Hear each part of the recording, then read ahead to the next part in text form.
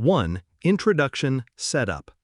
In the heart of Rome, where the golden light spills over domed churches and cobbled streets, the Hotel Aurelia stood like a timeless sentinel, its grandeur as silent and composed as the man who often resided in its penthouse suite. Jason Huntley was known by name in boardrooms from Manhattan to Milan. Billionaire, visionary, untouchable. But beneath the polished suits and bulletproof itineraries, he was just tired. Not of business, he thrived on that, but of people, of smiles that meant deals, of hands that only reached when they wanted something. Tonight, after a 12-hour negotiation with 3 rival executives, Jason wanted nothing more than silence, his leather armchair, and a perfectly brewed espresso.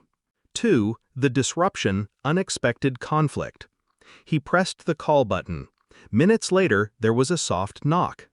Isabel entered, a young maid with quiet eyes and dark hair tied into a tidy braid.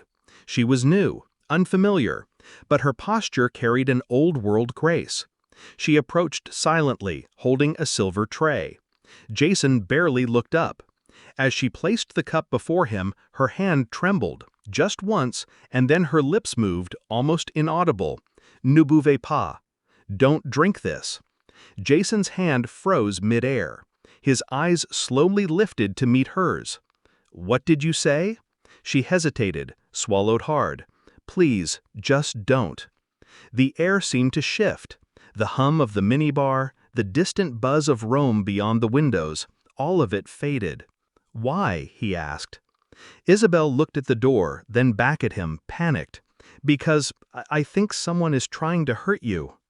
3. The kind gesture or moral choice. Jason stood, his instincts sharpened. Explain. She hesitated. Then, in a whisper, she confessed. She'd overheard 2 men, one in a suit, the other speaking fluid English, talking in hushed tones in the staff hallway. Something about caffeine masking sedatives. Something about Jason not making his morning flight. She had no proof, no names, just instinct. "And you risked your job to warn me?" he asked. "I have a daughter," she said softly. "If someone were trying to harm her, I'd hope a stranger would speak up."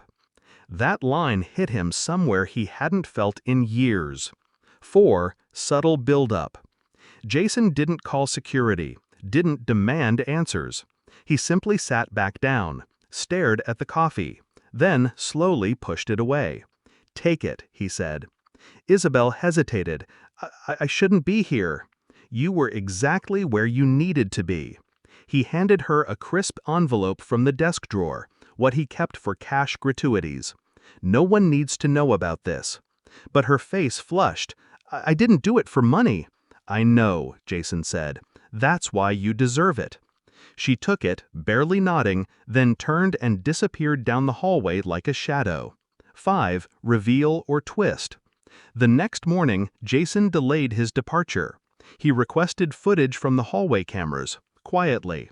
Cross-referenced the hotel guest registry. Within hours, security identified the man in the hallway, Alan Shepard, a junior partner at a rival firm who had shown an odd interest in Jason's schedule at the conference. Jason didn't go to the police. He didn't need scandal. What he needed was truth and leverage. That afternoon, Alan Shepard was escorted out of his hotel room and met with legal threats he never saw coming. His firm disavowed him. The deal collapsed. All because a maid whispered 2 words. 6. Emotional reward. Before Jason left Rome, he requested Isabel personally. She arrived nervously at his door. "Mr. Huntley," he interrupted. "I did some digging." She froze. "You speak 4 languages, don't you?" She nodded. "You have a hospitality degree, top of your class. Left school when your daughter got sick. How did you?" "I read resumes for a living," she lowered her eyes. "You shouldn't be delivering coffee," he said. "You should be running the floor."